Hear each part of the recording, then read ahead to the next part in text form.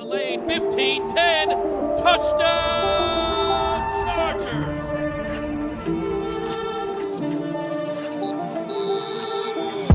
What's up, guys? Welcome into a brand new episode of Chargers Weekly. As always, joined by Matt Bunny Smith. It's the first week of summer vacation, I guess. We haven't done one of these in a while. And Money, this is a first. Lindsey, Thiry, ESPN making her Roundtable debut. Yeah. And the last time we had this gentleman on, he was upside down in his Miata. If you watch the podcast video, I think he's got it all figured out now. Money. It's a true story. Jeff Miller did make an appearance, and the frame was upside down, and he was in an automobile. And of all automobiles, it was a Mazda Miata. So, yes, it was Lindsey got a lot to live up to. Good luck trying to match what Miller was able to accomplish the last time he was on. There's no way I can even top that. That sounds like a great legend right there that we told over and over again. Yes, I believe there's a folk song written about it. You can hear it at Hurricanes there on Main Street. They've put it on a loop. Jeff, that's on the top of the resume, no? It's probably I think I mentioned at the time, that is probably the best thing I've ever delivered to this program right there. That moment is more than anything I ever said, any insight, any opinion, any analysis. That was the best thing I've ever delivered. So well, this will be a letdown. I can't wait for what this next 30, 45 minutes is going to hold. You guys have been out there pretty much the entire offseason. Money, I'll start with you. We'll go around the horn. We've talked about so many different things from January to present. What would you say was the biggest takeaway? What did you learn about this Chargers team this offseason, if you had to kind of distill it down to one thing? There's really not, it's tough to have any real takeaways from, kind of guys running around in shorts and helmets, as you know, Chris. But I think for me, just based on, and obviously I read everything that Jeff and Lindsey are posting and writing, along with the other people that cover the team, and that's the true excitement is around Kellen Moore. And I think it was born of some of the frustrations surrounding what a Joe Lombardi offense looked like, and we don't even really know what the offense is going to look like, but it's the unknown. And we know that the Cowboys offense has been good the last couple of years, and so I think to me, it feels like that's the centerpiece of Hope Springs Eternal, what's going to make the Chargers take the next step this year. And Lindsey and Jeff, I feel like Kellen Moore seems to be the centerpiece of what a lot of people are talking about. Definitely. Money, you took the words right out of my mouth, though. The off-season program, it's like, what's really going on out here? You can't – it's hard to have any solid takeaways, also because – it's such like a learning period, and it's not really about competition. It's about getting the rookies up to speed on the playbook. It's about installing new things, trying new things, testing the limits on what they've already done. So it's a bit difficult to gauge, but to your point, Kellen Moore has absolutely been the focal point. There's a couple, obviously, rehab assignments that have been interesting to kind of monitor, but it's all about Kellen Moore and what he's going to do, especially with Justin Herbert. And obviously the Chargers went into the draft and went to get another big receiver, so that was also interesting to monitor what Quentin Johnston's been doing and what teammates are saying about him. Yeah, I just echo the same thoughts, and I think the other element of that is Justin Herbert and his health, and the fact that I don't think we can. We all talked about it, wrote about it forever during the season, but I think it's good to remember how limited he was for a good stretch of last year, and now, he appears to be healthy, and I think it's just that idea of like, our quarterback is healthy, we got a new offensive coordinator, so I think if you're the Chargers, you're their fans, you look at what the Cowboys did, you look at, Mike McCarthy after the season last year, had that quote about, all Kellen Moore wants to do is score points and and run up the totals, and people are like, well, what? Yeah, that's the offense. So you hear stuff like that, and then you think, okay, now he did that with Dak Prescott. Now he's got Justin Herbert, who I think we all can agree is another level of passer certainly, and I think that's why people are super excited about what this will look like. And as everybody said, we have no idea yet, but we'll learn that once the pads come on and once they get moving around a little bit, and especially those joint practices, this summer. Money, when we left Jacksonville that night, I think there was a lot of uncertainty as to who was even going to be back, what they were going to do in terms of the offense, the coaching staff, different moves that they could make this offseason. And I think the biggest thing that stuck out to me is, you looked at Keenan's cap number and Mike's cap number.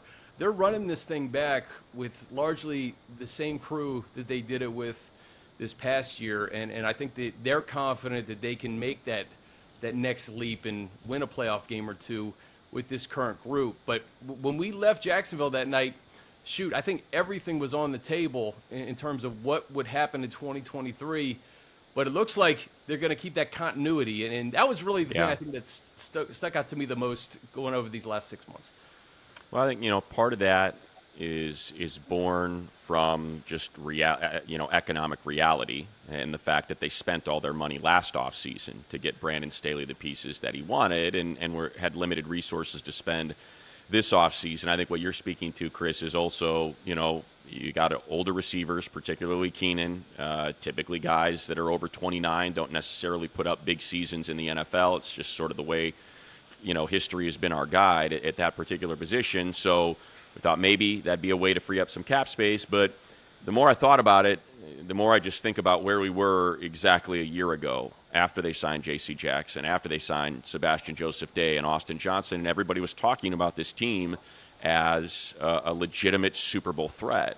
And I think, it may sound a bit optimistic going into this season, or I work for the Chargers, so perhaps it's a homer take. People can say that, but it's a really good roster. Like, that was a really good roster last year that got absolutely beat to hell, and they still made the playoffs. They still had a 27-0 lead at halftime before things just went horribly wrong. They, once again, were trading blows with the Chiefs into the final 2 minutes of a game, only to watch, defeat emerge from victory. So I think there was a lot of reasons why you would want to run it back. The one thing that I'd like to see more of, Lindsey, is, and that we've talked about, is just depth, so that doesn't happen again. So there is more depth available if, in fact, injuries show up. What's been really interesting, I think, just this entire offseason is it is the same roster that a year ago we were talking about it. Outsiders, national people, all kinds of people were talking about this is a Super Bowl caliber roster.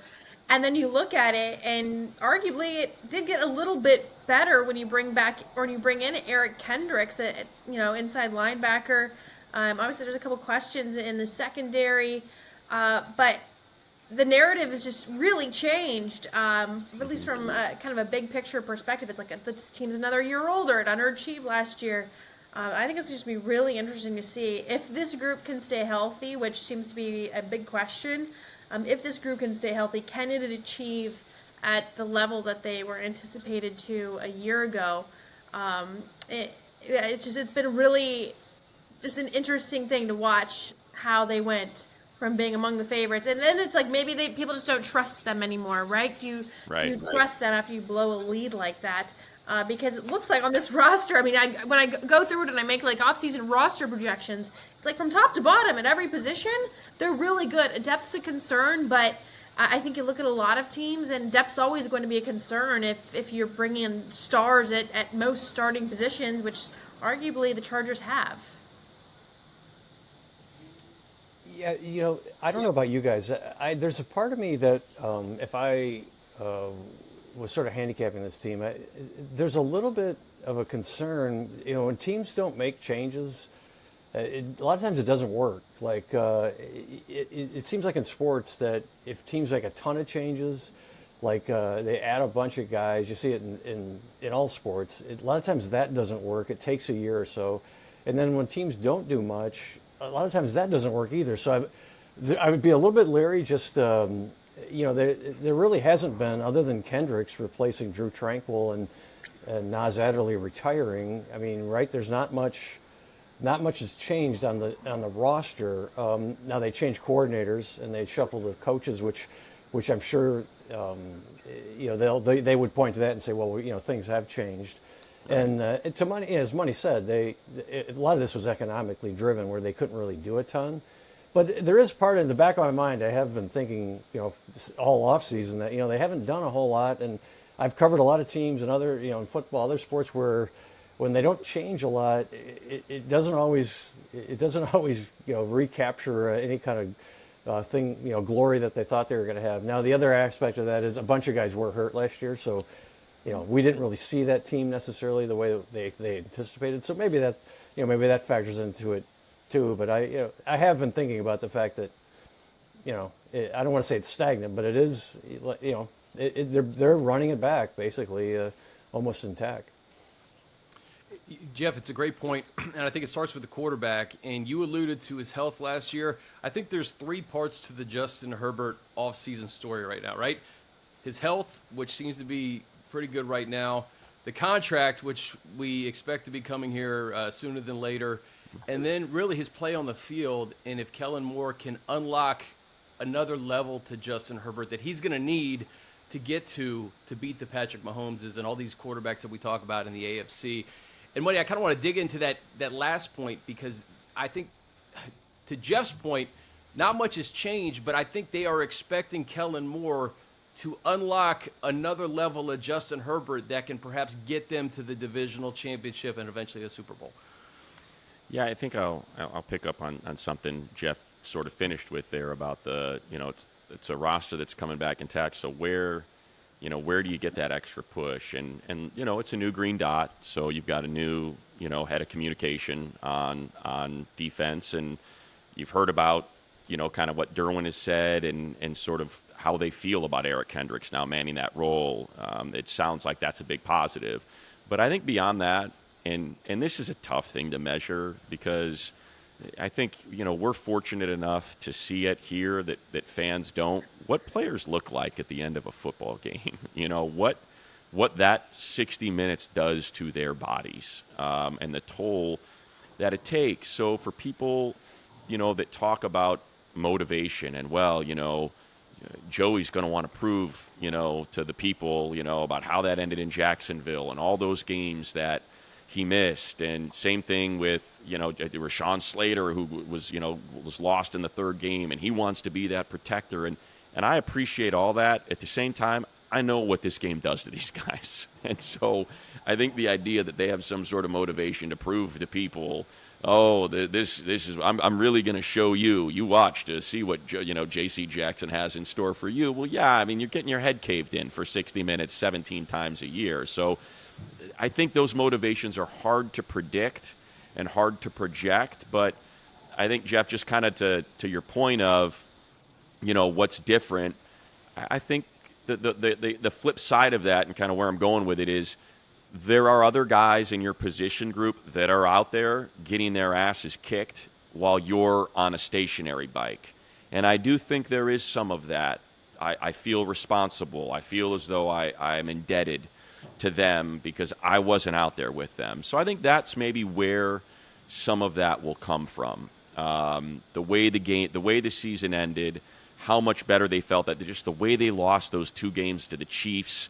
You've got Corey Lindsey goes down, and that pretty much directly leads to the injury to Justin Herbert. Nothing against, Clapp, but that's what happened. It was a blown assignment on the interior that led to Justin, getting beat up. So that's where I'm looking along with Chris, what you said with Kellen Moore. I think that's where I'm looking for that change that could make things a little bit different this year and maybe make it feel like, okay, it's not going to end the way it has the last two seasons with this incredible disappointment on the last game that we've played of the season.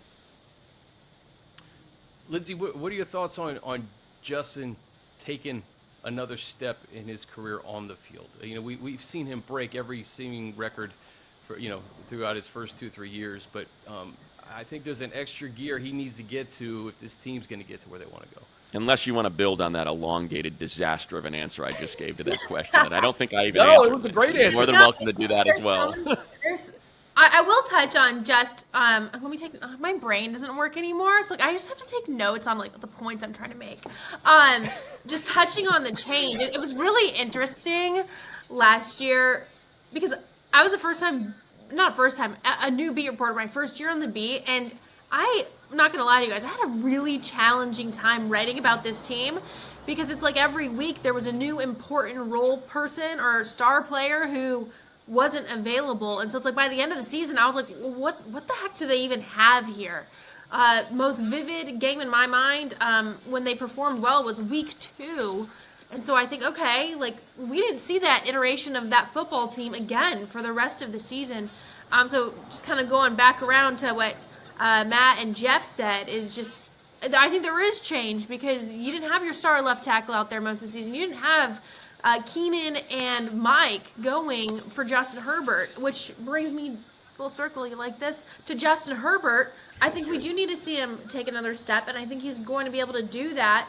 One, just by his play, Kellen Moore is going to say, you have got a heck of an arm, let's go use it. I mean, I can't tell you how many opposing coaches I have spoken to over the last 2 years covering this team in 2020 for mostly television purposes, or 2021 for mostly television purposes, and then last season, I talked to so many opposing coaches, and they're like, Justin Herbert, one guy said, is build a quarterback. He's like the absolute physical specimen you want. His arm can do anything. So hopefully Kellen Moore, and watching this, what he wants to do this spring, really pushes Justin and enables him and empowers him to go down the field. And then I think we can see a whole new dynamic open up when you have Keenan and you have Mike. Keenan's older, but he's still a good receiver. He's going to catch the football. He'll be more open. He'll have more space to work in if you can stretch the field like what they're anticipated to do with Quentin Johnston and Mike Williams. So I also think there's a component where Justin, going to his 4th season, he's got all the physical tools, yeah, but I don't know. I do question whether or not he can take this team to a Super Bowl.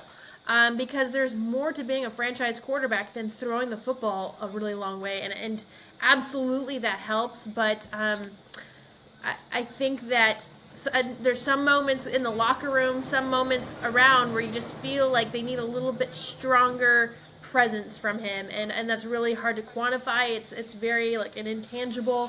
But just in going on 8 years covering the NFL, when you've been around championship quarterbacks, you feel a little bit more of a vibe from them off the field. So maybe his teammates feel it and we just don't see it. But personally, I'd like to see a little more.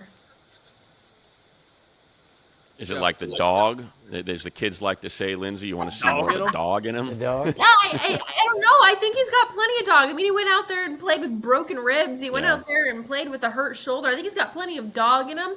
But I think there are moments when you kind of feel like guys are looking around, looking to be led. You're talking vocal leadership. Maybe vocal. Maybe it's just, I don't know, but it's not like rah-rah, but I do get the sense that there are young people or people who are new to the organization who sometimes look around and you kind of see it, and, you know, Justin's a lead by example, and maybe sometimes there could be a little more element of just the total embodiment of a franchise quarterback. I'm going to get killed for this, right? You're not. Look, I think, Lindsey, I think just, and Jeff, I know you want to pick that up, but I think one of the things that we heard coming out of the Jacksonville game is, and it's fair or not, but it's like, you know, and this is what he's got to deal with because of his talent level, is Joe Burrow's not losing a game they lead 27-0. Josh Allen is not losing a game they lead 27-0. Patrick Mahomes is not going to lose a game, whether it's on Justin or it's on the defense or they couldn't run the ball. I think that's what you're talking about. I mean, I don't want to put words in your mouth, but I think that's what a lot of people said coming out of that game. Like, hey, if you're the guy, if you're the build a quarterback, you got to win that game. Yeah. Like that's a game that you have to win in the postseason. And so I think that's perhaps at least I think kind of what I would point to this season is, yeah, those are the moments that you're trying to figure out. Like, you can't lose that game. That game cannot be lost. And the quarterback gets the credit, the head coach gets the credit, and the quarterback gets the blame, and the head coach gets the blame. And I think that's perhaps it's what the last takeaway was from last season. Yeah, and when you look at what they're about to give him as far as a contract, you know, you make a lot of money, soon to be making a lot of money, you carry there's a lot on your shoulders. You know, it's the hardest position in sports for a reason. Like a lot of praise, a lot of blame. You know, at some point, all those stats need to equate to wins in the postseason. Jeff, Money and I talked about this last week, and Money had a much better point about this than I did. we talked about the Jacksonville game, and these guys are like, we don't want to talk about Jacksonville anymore. It's a new season. And I was like, you know what? Maybe this is the start to the end of talking about Jacksonville, and they could actually focus on this team with Kellen Moore. And I know it's a lot of the same guys, but each season is different. This thing ain't going away, because every time we talk about this team, Jacksonville gets mentioned, as it should. And I think that this team is going to have to find that balance of, all right, let's focus on a new season, and also we're going to have to live with this because it ain't going away. Yeah, and I think and a few of the players have said this. Derwin James said it the other day.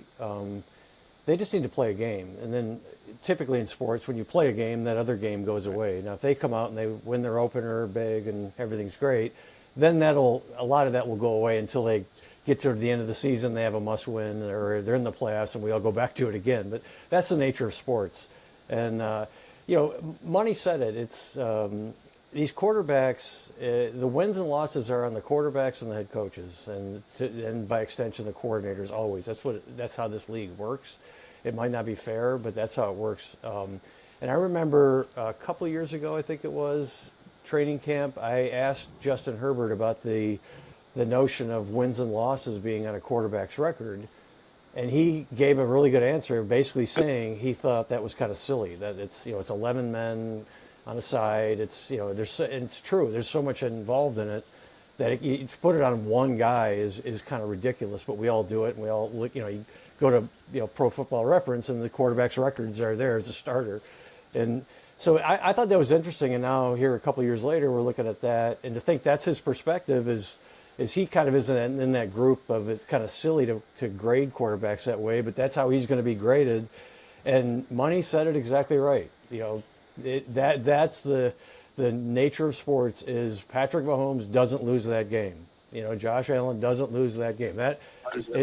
It's not necessarily fair, but that's the reality, and that's the reality these guys are all facing, and no one more so than Justin Herbert. Yeah, I think to Lindsey's point, like the one thing I think of, and again, look, I do a radio show every day. So it's like, we're in the middle of it, and plenty of you guys, I mean, you post columns, or we all have social media feeds. We interact with people, and I think to your point, Lindsey, about Justin, like what is it, like what is it that you're looking to see? I don't need to see more talent from Justin Herbert. I need to see him throw the ball more, dump it. That's not it.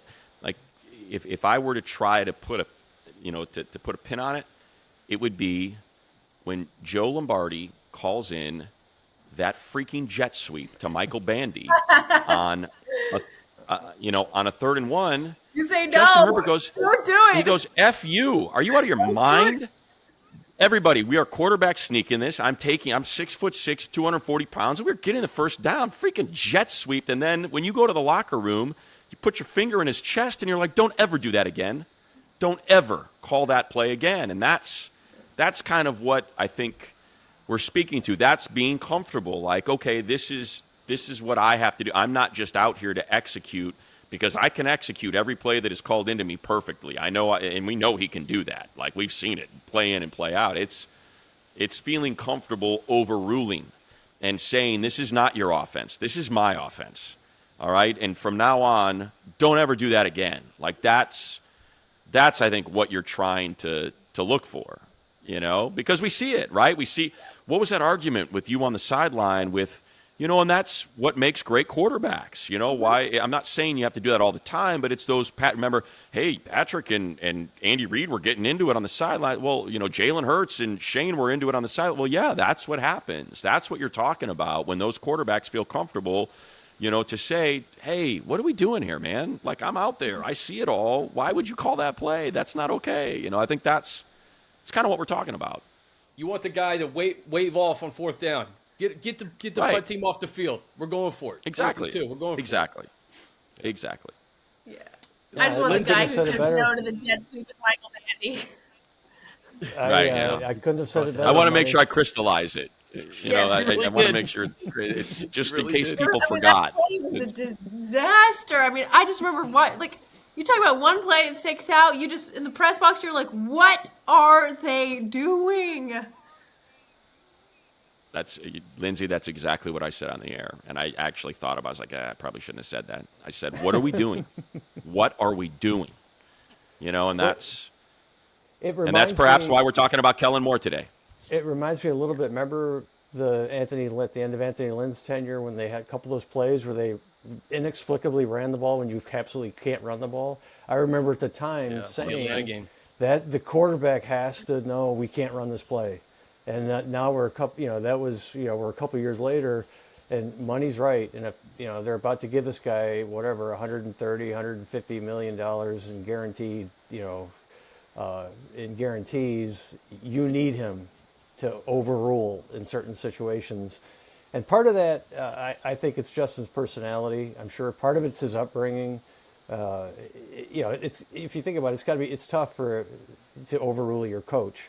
But he's in a position where that might be that next step we're talking about or looking for, is that, that's what you have to do. That's what now you're getting paid to do. And, if it rubs some people the wrong way, who cares? I mean, you're the quarterback, you're the franchise. You take control of this thing. And I think I think the Chargers would love to see him do that.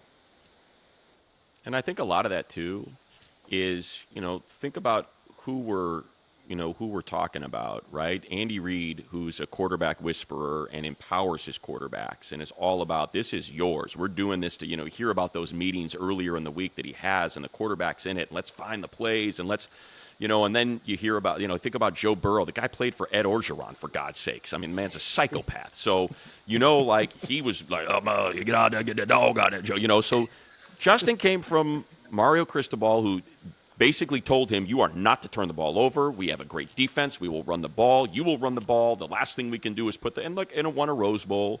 And then Anthony Lynn was a run-first head coach. My defense is going to play for me. We're going to run the ball. We're going to protect the ball. I love Tyrod Taylor. That's my kind of quarterback. So I think it's also important to remember, this is this guy's upbringing. These are the coaches that he played for. And so I think to have a new head coach or a new coordinator and then there's Joe Lombardi, Drew Brees, ball's out. Ball's got to be out. Let's get the ball out. Let's let the receivers do the hard work. You don't need to stand back there and wait. Ball in the receiver's hands. It's all about run after. It's all yak. So that's why I'm excited about Kellen. He was able to pair the talent of Dak, the leadership of Dak, the processing. Dak is an incredible processor, all of that into into a number one offense. And so I think he needs that. Hey, man, and look what happened with Shane. What was Shane? Shane's a quarterback. Shane was a quarterback at UNLV. He's a guy that knows. And he's like, no, what are we doing? We're pushing the ball downfield. T. Billy, Jalen Guyton, let's go sling it. So to have that guy in that position, I think is going to go a long way. Jeff, Lindsey, Money and I talked about this at length last week. Austin Ekeler, his whole situation, the evaluation of the quarterback, the running back rather. You guys were there. You heard him talk to the media. You guys asked questions to him. What is your take on what happened with Austin this offseason and what it's going to look like moving forward, Lindsey? My take on what happened with Austin. I think for Austin's sake, he had to go see what was out there and if anybody would give him a big deal. He has outplayed his contract. There's no doubt about that. I think the handwriting was a little bit on the wall that there is currently not a market out there for running backs to go make a lot of money, especially, Austin's proven himself, but he's 28. He has a lot of miles on those tires, and he's bet on himself, and I respect that, and I respect that. This is an undrafted guy who led the NFL in touchdowns last year, who put up an insane, I think, number one in the league in yards after catch. So he had every right to ask for more and to go look for more. I don't think it's surprising at all that he's back. I don't think it's surprising that he had only $1.75 million added in incentives. Because at the end of the day, teams just don't have to pay running backs, and I think we could argue till we're blue in the face why that is or why that shouldn't be. But that is what it is, and I think Austin wants to come back out. I think there's been some questions about how motivated is he going to be? This is his final year here. Well, yeah, and he's playing to prove that next year he gets another contract somewhere. So, I mean, I think Austin's going to put in the same work that he's always put in. I think he's going to have a fantastic season with Kellen Moore. I don't think it's going to be the season it was a year ago because I think Kellen Moore is going to be a coordinator who can find other guys in the red zone. But he's a tool that they absolutely need, and I have no doubt that Austin's going to go out there and put forth the same effort and contribute greatly to the offense. Yeah, I Jeff, don't think he's a guy. Yeah, he's not a guy you need to worry about. I think Lindsey's right on it. And it's just a bad time in the history of the NFL to be a running back. That's just the reality of it. But I think, when he first requested a trade, the Chargers gave him permission, gave his agent permission. I thought maybe there was maybe a chance somebody could do something just because of his production, his red zone production, his touchdowns. But we as the market unfolded, it was even more glim than I think that than a lot of us had anticipated. I mean, it took even more of a downturn. So at that point, I think it was pretty clear he was coming back. But I don't think anybody needs to worry about his motivation or what he's going to be the same guy, and the Chargers are going to need him to be the same guy because they have the same running backs and. So it gets back to the Kellen Moore thing and how he's going to be able to exploit Austin. And I think, Lindsey's probably right, and I think it would be best for the Chargers if she is right, and he's maybe not as productive scoring-wise, which means other guys are more involved, which they need because you can't just keep, you can't keep counting on him to score whatever it is, half or more and half of your touchdowns. Yeah. Bunny, go ahead. Yeah, go ahead, Chris. No, I was just going to get your thoughts on this, but also it reminded me yesterday, Sony Michel was signed by the Rams. And you remember at the beginning of the year, we were wondering, like, hey, Josh Kelly's getting like 5 yards a pop, and they take him out. And Sony just, for whatever reason, didn't have it. So, it's a kind of a two-part thing with, yes, I think Austin's going to have a productive year, but they're looking for that second guy, and maybe it is Josh Kelly. We've talked about Isaiah Spiller a lot, but it struck me funny when I saw the Sony signing, and I was like, man, it just reminded me that Josh Kelly had a pretty good start to the year in like 2, 3, 4 touches a game, It'll be interesting, what players are still out there the first week or the second week of training camp, because that's where a lot of these players are going to get signed. And we've talked about this ad nauseum, right, Chris? Yannick Ngakoue is still out there, and Frank Clark is still out there, and Leonard Floyd, who Brandon Staley knows, is still out there. There's a lot of players out there, particularly at the running back position, right? So if that second player does not raise his hand in a hurry in training camp, I'll be interested to see if some of that money that's still out there is used, because Kellen Moore likes having that second back. So that's, I think, and it's something that Austin has not shied away from. I think the one thing about Austin, and we said this repeatedly, yes, he is severely underpaid for the production that he provides, but he's also lucky that he was an undrafted free agent and he was able to get that second contract. At least he got that. At least he got his $25 million, which a lot of running backs don't. They're drafted in the 4th round. They chew them up over 4 years. They may not even get a second. They might even get franchised. And you're talking about a career earnings of like $3.5 million, and you put up, 4,000 yards of offense and 20-plus touchdowns. So I'm happy for Austin that he was able, because he does bust his tail. And he always comes. You saw him at camp. He always comes in camp in shape. He's great in the community. He just built that weight room for Long Beach Poly. Like, he's a great dude. He's a great teammate. He's a great player. The sad thing is, and we said this, we talked about this last week, Chris, I don't think it's fair. I get it. I wish that running backs could get to their second contract sooner. And you can't do that. The CBA's already been negotiated. But if we could just get them to their second contract by year 3 or something, running backs don't produce. The numbers just are not there. Once they hit 28, 29 years old, it is a steep slope. The players that do continue to produce are complete and total outliers. And that's why these numbers look the way they do, and that's why the contracts look the way they do. So I'm hopeful he hits all of his incentives, that he makes $8 million this year, and I don't know what it'll look like going forward. So to me, it's a very narrow focus. It's how's Austin going to play this year? And I think anything beyond that is – look, Josh Jacobs doesn't want to report for camp. Josh Jacobs led the league in rushing last year, and he couldn't find a multi-year deal. Like, it's just crazy the way that position is treated in the league. And now everybody's sad. Sorry. No segue to that. And the show grinds to a halt. Everybody's like, man, that is too bad. These guys, that's terrible. The Austin story has been running to the ground. We've talked a lot about it. And Pardon the pun. I said no pun. Well pun played. intended. He's still got some tread on the tires. Jeff and Lindsey, defensively, I think you can go in a number of directions. What's the biggest defensive storyline entering this year? The Bosa and Mack tandem maybe staying healthy comes to mind, J.C. Jackson, and really just overall this defense getting better in an effort to help the offense, which we expect to score points, Lindsey. Yeah, for me, it's Bosa, Mack, you hit on it, and then J.C. Jackson. I think this is the last time we'll see Bosa and Mack together. I don't see it in 2020. What year are we in? 2024. That those guys are going to be able to make it happen with their contracts. They both restructured. I think one of those guys is probably not going to be here for the long haul. So whether or not that partnership can really kind of come to fruition and be what it was expected to be last year, which is one of the most feared tandems in the NFL.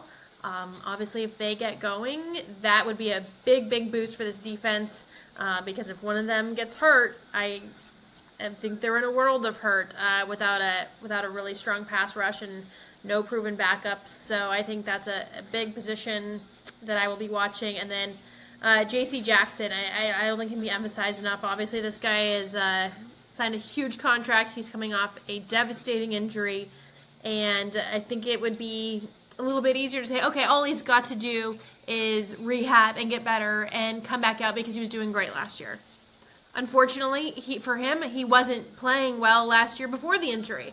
It just seemed like he wasn't a fit for the defense, whether that was mentally, physically, what they were asking him to do. I think that much is kind of unclear still, might have been both. But he is a huge wild card and someone who, when you look at the personnel in the secondary, they absolutely need him to play. The amount of money he's taken up and the lack of depth at the position. They need J.C. Jackson to perform. I am glad that we got to the defense because being the boring guy on this among this foursome, that's the one thing I keep talking about and I write about is really everyone, and I get it with Kellen Moore and Justin and everything else on offense, but to me, they're going to throw the ball. Their offense is going to be okay. I think it's going to be determined this season is going to come down to their defense, and it's sort of accentuated by the fact that their head coach got his job because of what he did as a defensive coach. So I will promise you that it bugs the crap out of Brandon Staley what's happened to his defense the last two seasons, and he.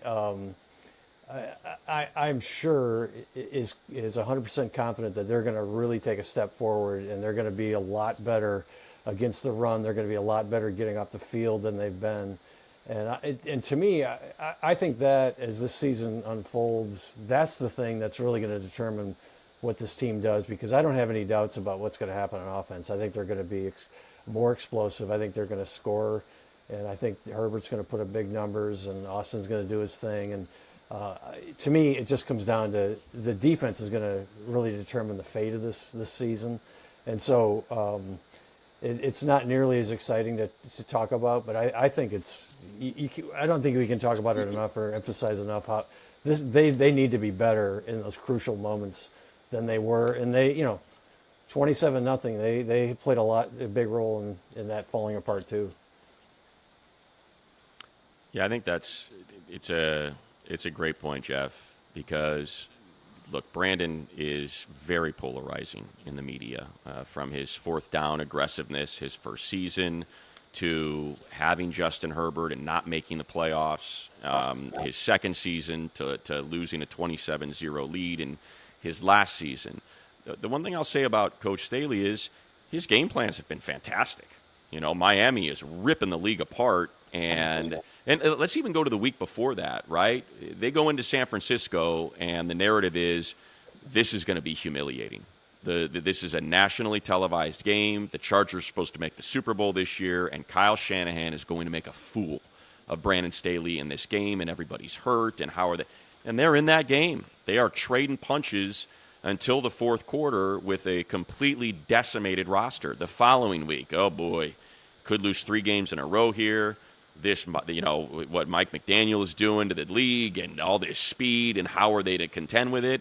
And he's got a brilliant game plan. And he drops his second level of the defense a little bit deeper, keeps everything in front, and the defense wins that game. So, that's the thing about Coach Staley, that I think it's very unfortunate for him. And I do think a lot of it is of his own making. He really kind of puts himself out there in the media, and I think that causes people to pick sides on, do you like him, do you not like him? But I think the one thing that I will always stick up for coaches, the game plans are there. Man, they are there. They're there for Kansas City. I thought they got absolutely screwed in that third week of the season on Thursday night with some horrible calls by officiating that should have led to 2 turnovers that didn't. The pass interference call, which was an abject failure, that should have led to a turnover. Instead, it led to a touchdown for the Chiefs because it gave them a goal-to-go situation. And then, of course, the pickoff by Asante Samuel that looked like an interception. I think it was really hard to turn over. So that I don't want to legislate those things. But what I'm saying is the game plans are there. I think it's hard to argue that he's not a good defensive strategist. He has been able to win games, I think, based on his schemes and what his approach is going to be to try to get the better of these offenses going in. And the roster's just been decimated. I do think there are moments where it's gotten away from him, where, perhaps, whether it's personnel and that happens to everybody. But I guess what I'm getting at is, if you guys want to build on it, is I do feel like he's a good defensive coach. You see these first half of games and the way these things stack up and the turnovers that are created or the numbers that are being posted. It's just the results got to be there. The results are not there. I feel like, I don't know what I'm trying to say. I don't know if he gets out-adjusted at halftime or what's going on. If there's no such thing as halftime adjustments, but you know what I'm getting at. It just feels like, It feels like it's there. What you're looking for, Jeff, I feel like is available. I just don't know why it's not led to better results. Lindsey, let me jump in real quick. I want to get your take on this, because Warren Sharp had a tweet last week that got a lot of traction. The Chargers won 10 games last year. These are the quarterbacks that they beat: Davis Mills, Marcus Mariota, Jacoby Brissett, Baker Mayfield, who was with the Rams for a cup of coffee, Nick Foles, who we know was there for a second, Russell Wilson in overtime, Ryan Tannehill, Kyler Murray coming back from injury, Derek Carr, and Tua. You don't see Josh Allen or Patrick Mahomes or Aaron Rodgers on that list. And guess what? You're going to New York this year. Lamar Jackson's coming here. Justin Fields is coming here. So I think collectively, as Money said, collectively this defense just has to get better. And there are going to be times where they're going to have to stop Patrick Mahomes or Josh Allen or Russell Wilson with Sean Payton in order to win football games. And, you win and you play who's in front of you on your schedule. But the quarterback, you're going up in class in 2023. Yeah, without question. And like Money said earlier, I don't want to be a Brandon Staley apologist. But in one season watching this defense, they did. They went in with a great game plan in San Francisco. They had a good game plan week 2 against the Chiefs. They've had some good game plans. Why they can't capitalize on that and why they can't produce a win out of that, sometimes it's like you really scratch your head and it's hard to put your thumb on.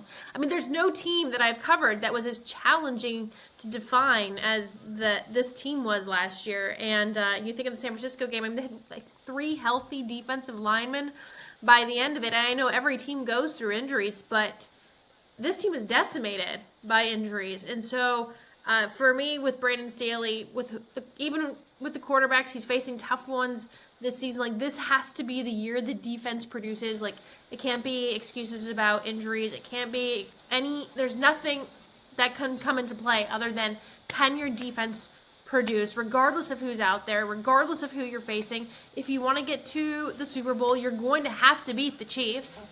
And so this is kind of the make or break for the defense, year 3, and you have to see the results because there's no other excuse to kind of turn to at this point. Yeah, and the thing that's tough to push back against, Lindsey, is the numbers.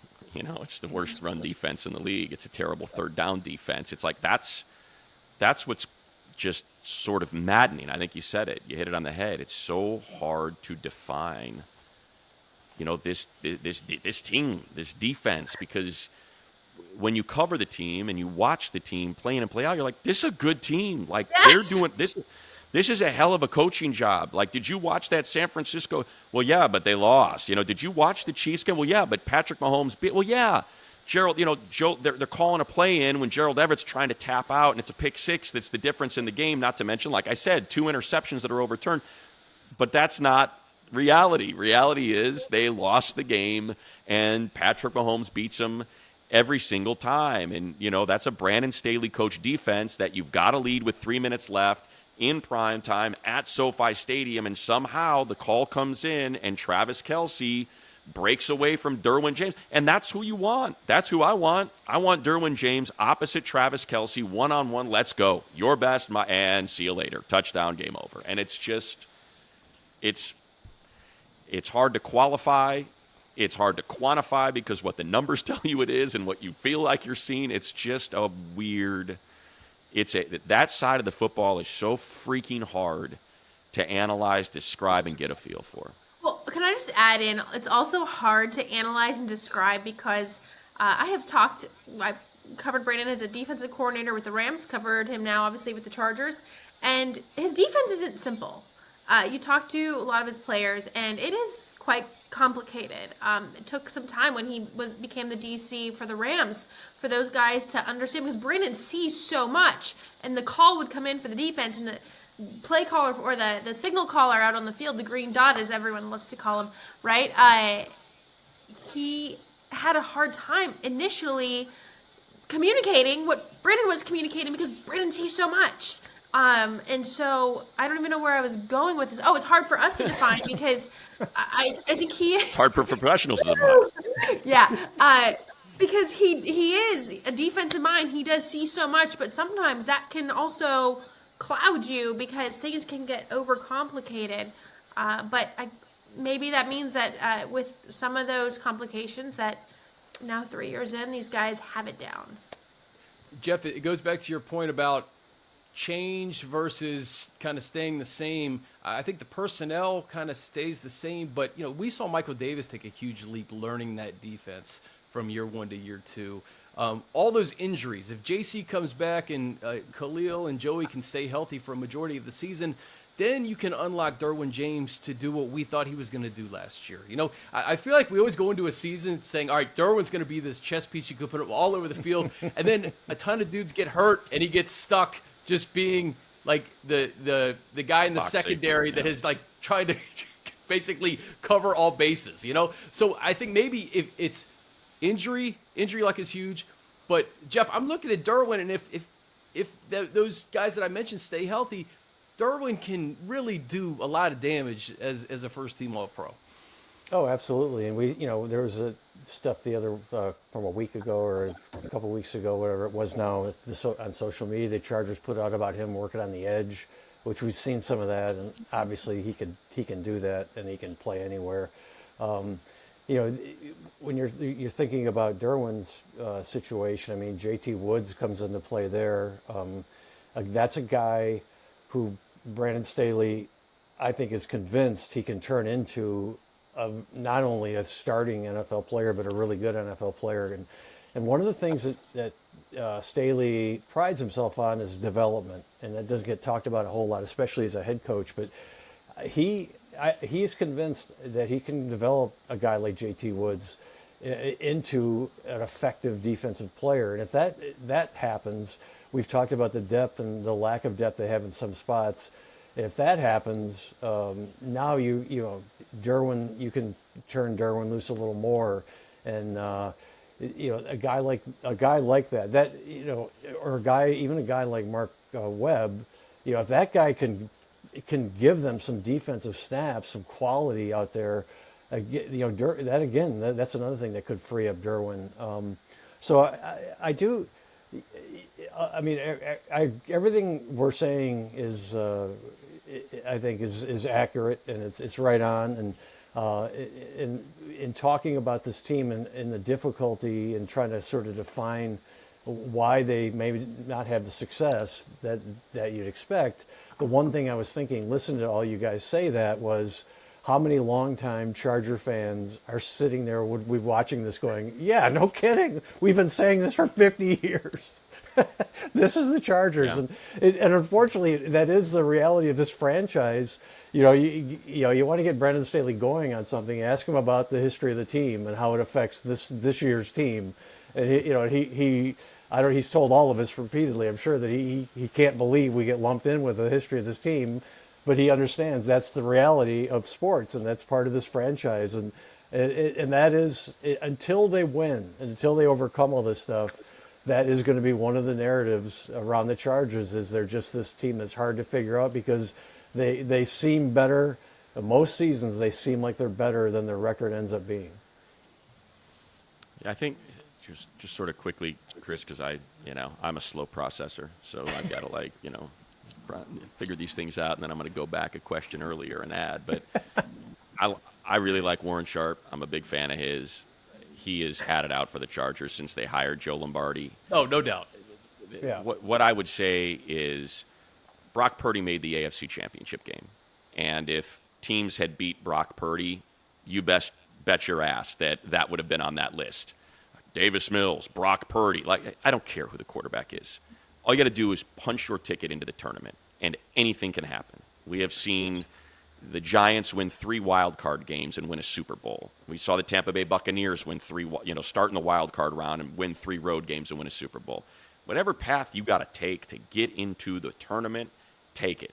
And the freaking Bengals made the Super Bowl 2 years ago. So the whole, what does it mean about this team that these are the quarterbacks? I don't give a damn. I care about what is the win total. Can you get to 10 wins? Because if you can get to 10 wins, as the Jaguars are going to tell you, anything can happen in the playoffs. You can be down 27-0 and find yourself with a lead in the third quarter in Kansas City against the eventual Super Bowl champions. So, so what's the narrative going to be after 5 weeks if the Chargers are 4-1? Well, they beat Tua and Tannehill and Kirk Cousins and Jimmy Garoppolo and Mike McCarthy, who can't even coach offense anymore. I don't care. Win the games. Win the games. Is it going to be a tougher slate? Maybe. I don't know. I don't know what the Raiders are going to look like. Their offensive line still sucks. Jimmy Garoppolo's okay. He's not great. Is Russell Wilson? I love your workout video, Russell. Sweet. Way to go, dude. That's what you want to put out there after last season. Show me throwing some iron around. That's great. So, we can buy into it. We can buy into all that stuff of it's a much tougher quarterback slate. Aaron Rodgers was 90% retired 3 months ago. Does he really give a damn? I don't know. I don't know. Who's his offensive coordinator? Nate Hackett? How did that look last year? So there's so many variables that go into this thing about, is this going to be tougher? Is it going to be easier? It lays out great at the start, and then you got to deal with. They got, is Justin Fields had the lowest passer rate. I think he was 33rd or 34th in QBR and passer rate and things like that. That guy's going to be a nightmare to defend. The team's not good, but that guy's a freaking nightmare to try to figure out. If he's just going to grab the ball and run around like a psychopath, that can blow up a defense. You don't know what to do. It's, the league is weird.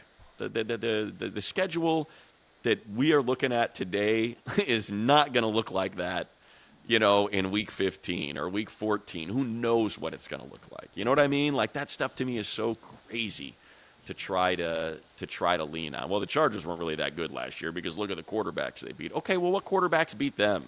Derek Carr beat them. Brock Purdy beat them.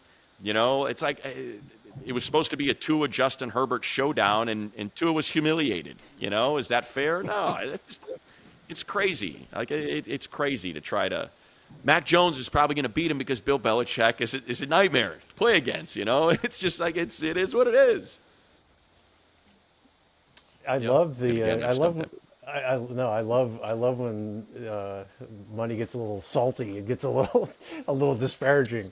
I love it. Yeah. It's great. It gets No, but, disgusted. Warren It's Sharp, the best Warren thing. Sharp has had it out for the Chargers too. Like, he probably And I saw love it and Warren. said, I really do. That's a I great love tweet. what Warren does. This is a great tweet to get people fired up. I will say that list, there weren't a lot of top-tier quarterbacks, and you play who's in front of you, 100%. You win 10 games in the AFC, you deserve to go to the tournament. But when Lamar Jackson comes to town and, Nate Hackett and Aaron Rodgers won an MVP with him a couple of years ago. So, Josh Allen's coming to SoFi Stadium. Patrick Mahomes twice. Russell Wilson can't be any worse than he was last year. So it's just the AFC is a beast, which is kind of my final question, guys. What is this Chargers team going to look like in 2023 in this loaded AFC? Lindsey. Of course, you're starting with me. What are they going to look like? I hate to, I don't know. The AFC is a gauntlet, is daunting. I heard, I haven't verified this yet, but I heard that when the schedule makers were looking at the schedule, they're looking at all the factors. What makes the schedule tough? What makes it easier? The common denominator was, do you have to play the Kansas City Chiefs? The Chargers have to play them twice. So who knows how they're going to do? As long as they're in the same division as the Chiefs, they're chasing them, obviously. So the best they can hope for is to maybe beat them. I think realistically, you hope that you come in second in the division to them. And then you give yourself a chance once you reach the playoffs. But how this is going to shake out, I don't know. I mean, the Bills, obviously, the Bengals, with Aaron Rodgers coming over to the conference, it's looking tough.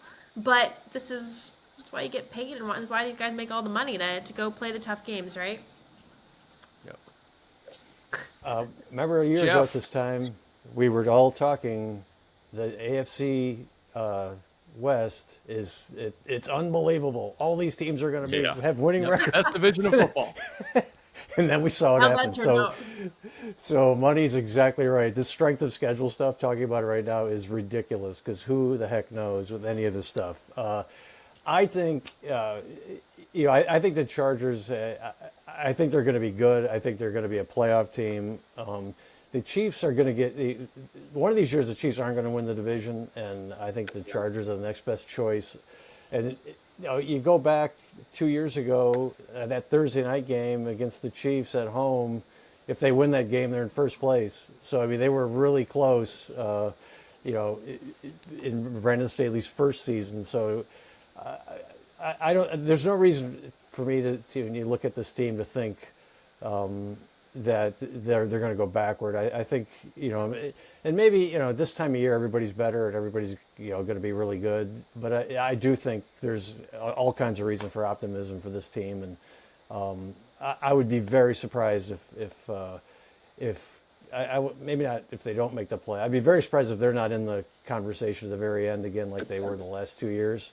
But I fully expect them to challenge the Chiefs and to make the playoffs and take another run at it. I just go what we focused on too much in the AFC, and I understand it's quarterback league. We just keep talking about these quarterbacks, and we keep saying, well, when you go through Justin Herbert, Joe Burrow, and we're guilty of it. I'm not absolving myself from this. I've done it. I'm just looking. So I'm looking off to the side here. So Joe Burrow, Aaron Rodgers, Josh Allen, Lamar Jackson, Deshaun Watson, Trevor Lawrence, Patrick Mahomes, Justin Herbert, Russell Wilson. Like, two of those guys aren't going to make the playoffs. And that's what we're focusing on when we should be focusing on the entire team. Of all those teams, the Broncos roster is stacked. We know how good that defense was last year. And if Sean Payton can make any sort of impact, like just make them 40% better on offense, Javonte Williams being back and like what that could mean. Like, that's the thing is, do we trust the Jets? Do we really believe in that offensive line that has a swing tackle at left tackle and they have, I think Mekhi Becton might play. Does he feel like playing football? I don't know. That's the offensive line that we're talking about. So we know the Bengals are going to be good. We know the Chiefs are going to be good. I think last year we saw a little bit of an issue with the Bills, with the offense, and it got a little sideways there for a while. And we were talking about they can't run the ball, and Josh Allen's got to do too much, and it's going to catch up with them at the end of the season, and it did. And mitigating factors going into just the nightmare that they had to deal with toward the end of the season. But I think when you start going through, if you don't just name quarterbacks, you start talking about coaches and rosters and like those sort of things, it's not just going to be the 9 quarterbacks that come into play for 7 spots. It's going to be, did you go into a game against San Francisco, like you said, Lindsey, with 3 healthy defensive players? Like that's going to come into play as to which one of these teams gets excluded, and people get cut and coaches get fired because it's like, no, we got a really good roster that could have won the Super Bowl and we didn't even make the playoffs. And that's what's going to happen this year, and it's going to be competitive, and it's going to be tough, and it's going to go beyond, what the quarterback does. It has to. I mean, the Jets were terrible at quarterback last year, and they were in it until the final 3 weeks of the season. So anything could happen. It doesn't have to be predicated on the success of the quarterback or what the name is on the back of their jersey. Muddy, to piggyback off that, you didn't mention the Steelers or Patriots because they don't have that quote-unquote franchise quarterback. They got right, but look at their rosters. And, the Steelers, they finished the season very strong last year. Kenny Pickett looked encouraging. And if Mac Jones gets another weapon, you still have Bill Belichick coaching that team. See, it's just another example. Here's what's great about me. Here's what's great about me is watch just the incredible hypocrisy that shows up immediately. Okay. Because I've been hearing too much about this Pittsburgh run at the end of the season. And you can't help but go through the games and just be like, okay, let's play who's in front of you, Muddy. You play who's in front of you, but to suggest that is a precursor for success this year is, I think, a little foolish. They played they closed with Atlanta. They closed with Indianapolis, win. Atlanta, Desmond Ridder. I don't even know who was quarterback in that team in Indianapolis at that time. So then you've got Atlanta, win. They lost to the third-string quarterback of the Ravens. They beat Carolina, who in that game started Sam Darnold. After that, they beat Vegas after Derek Carr. That was his last game, remember, before he got benched, and he was already on the way out. Then they end up beating Baltimore with the third-string quarterback. And see what I mean? Like and then here I am being a hypocrite. Like, I'm just saying projecting future success for the Steelers based on the way they finished last season is a little bit misleading. Or if you just go the last 15 years, Mike Tomlin's never had a losing record. That's exactly probably what a better I would track bank record, on. right? Yes, that's what I would bank on. Like the Steelers are always in the mix, and they have an incredible defense. It sounds to me like Money had the under on the Steeler win total last year. You know what it is? It's my dear friend Dave Damashek and I screaming and yelling at each other when he suggested the Steelers were going to win 11 games this year because of how strong they finished the season last year. And I said, that's just the dumbest thing I've ever heard. You want to project them to win 11 games, fine, but don't tell me it's because of how they finished the season last year against those teams that they finished against. Sorry. You sniffed it out, though, Jeff. There was an underlying agenda attached to that rant. Guys, we've kept you way late. Lindsey, 20 seconds. What's a storyline for fans to keep their eye on a training camp? Maybe a player or position group that you're kind of excited to watch come into July? I'm just going to keep beating this drum. The Kellen Moore storyline, I mean, I really think that is going to determine what this offense can do this season, is going to determine how far they go in the playoffs. And really, I mean, that ultimately determines who's back next year. So I really, it's what Kellen Moore can do with Justin Herbert, what Justin Herbert can do with what is now a plethora of talent, minus a little question mark at tight end. But, they feel confident with what they got, so we'll see how that plays out. So for me, it's the Kellen Moore situation. And then you got to talk about, if Kellen has great success, so what happens in 2024 with Kellen Moore? But we'll save that for later. A whole nother podcast, right? Yeah. Right. You'll be invited back, Lindsey. Congratulations. Thank you. Jeff Miller, what about you, man? I'm going to stick with defense, baby. That's my theme. It'll be fascinating to me to see what happens with J.C. Jackson. Just if he can make it back. He seems to be on schedule, and And as Lindsey mentioned, it'll be really interesting to see if he can perform in this defense, because we don't know if he can yet. And what he did in New England, you can't deny that. It was those numbers are ridiculous. And if he can bring that to this team, it would be an enormous boost. So that's good. That would be the one guy, if I was going to watch one guy, just to see where he's at and see how he comes along, because he could make a huge difference for this defense. Money, what you got? Why not? Kicker competition. Oh. The Chargers play close games. They play close games. They always do. And I've been around long enough to see kickers ruin seasons for this team. Completely ruin seasons. So I like Dustin Hopkins.